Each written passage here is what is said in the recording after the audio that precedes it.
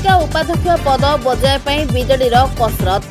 हस्तक्षेप कर चिठी लेखिले बीजेडी सुप्रीमो नवीन Patnaik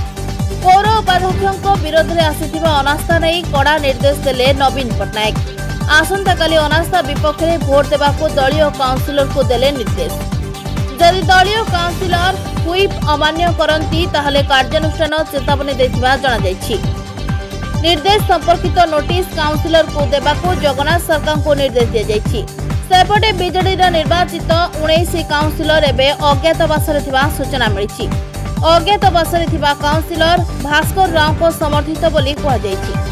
bureau report JMD news.